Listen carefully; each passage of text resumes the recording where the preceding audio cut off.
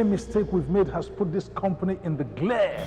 The fact that you broke into my house gives me the right to shoot you. ZACK murder will be our primary case. Understood? You have been exactly selfish, and unreasonable. So if ZACK Oil is refusing to share evidence and documents, that brings us to the question, why? On the contrary, we'll lead them on to something else, so that whatever it is they are looking for, they will never find. And so I need you all to dig deep. Dig very deep. Ladies and gentlemen, I need you to clear all the cobwebs in our house. Who is my father, Dad? Who am I? Where am I from? Please tell me this is not true. Dad, what's going on here?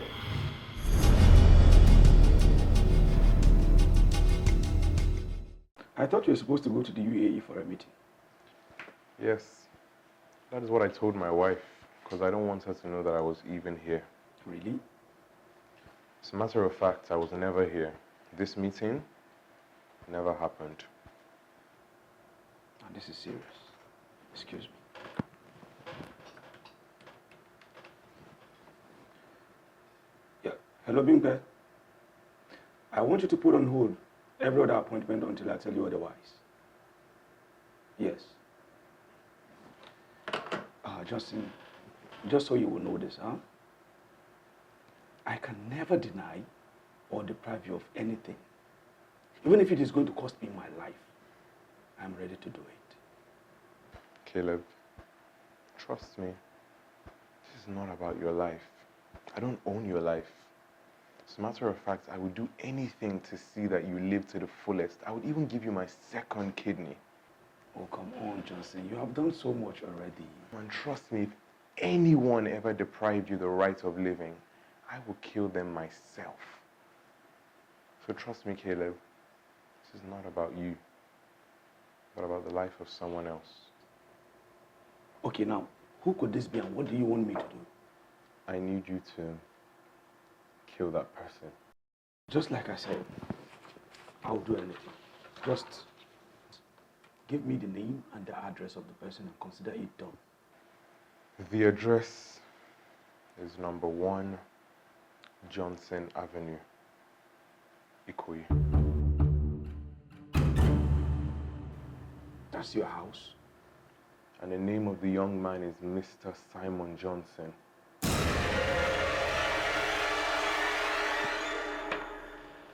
And that's your son's name?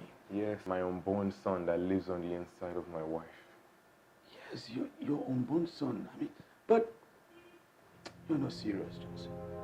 Does this look like a joke to you, Caleb? I mean, it doesn't make any sense. You want me to kill your son? Let me put you out of your misery. I want you to kill my son, but I don't want you to literally kill him. And now you are getting me more confused. Actually, I want him to grow, be strong, be a man that I can be proud of, and not under my roof. They can't know that I'm his father. They can't know that I have a son. Justin, what is going on? Caleb, my company has grown from that company I started in the small rented apartment that we both shared into possibly one of the biggest in Africa. That's true. And the more it grows, the more enemies I acquire. Caleb, I am scared. Scared of how many enemies I make and how far they would go for money and what they would do for power. I need to protect my legacy. And you need to help me with that. So, now, what do you want me to do? Your father was fast becoming one of the most powerful people in this country. But at the same time, he was making too many enemies. He knew that one day they were going to come for him and his company. He knew they were coming, and he wanted to be ready to seal his legacy. Your mother was pregnant and expecting a set of twins, a boy and a girl. Everybody was expectant.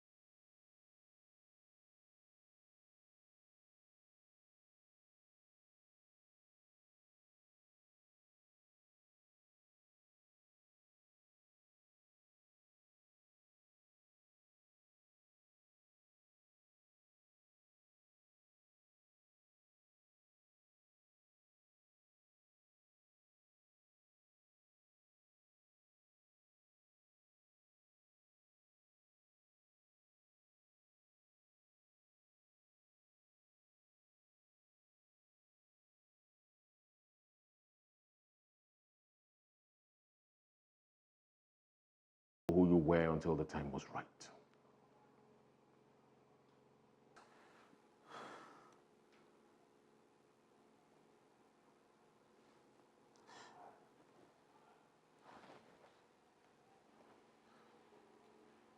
So how did you kill me? Or rather, how did you make me look dead? It was against my professional ethics, but I did it for a friend who had done so much for me in my life, who was the reason that I was alive. I did it. I gave him a drug which he gave to your mother. I kept hoping he would change his mind, but he didn't. It would put her into quick labor. That way I could handle the situation if she goes into labor at home and I was called to attend to her. Then I could come up with a story on how her son died. If she was brought to the hospital, then it wouldn't work because there would be other doctors and nurses there. So, of course, that night, I was called that he had gone into labor. I rushed down to the house. Your father and I were the only ones present.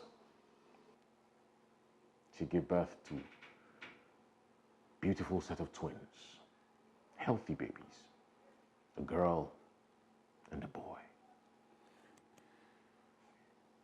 The injection I had given her made her sleep. During that time, we were able to come up with a story.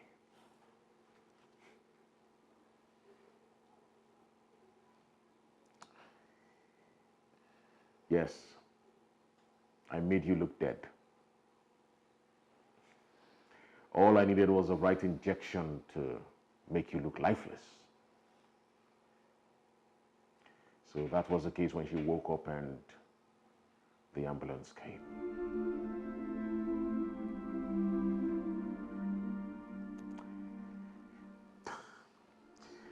She woke up to the heartbreaking news. I was so sad and confused, but I had to do what I did for a friend who had done so much for me in my life. I had to.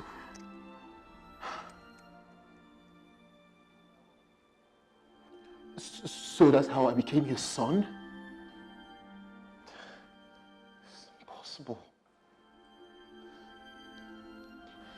Your wife, my supposed mother, how did she take all of this? Yeah, that was the hard part. Making you look dead was easier. But keeping such a dreadful secret away from my wife was just so much. She felt I was taking advantage of her just because she couldn't have her own baby. She was heartbroken. She felt she could still have her own child. But I knew that was never going to happen. I mean, as a doctor, I knew she could never conceive and have her own baby due to medical reasons.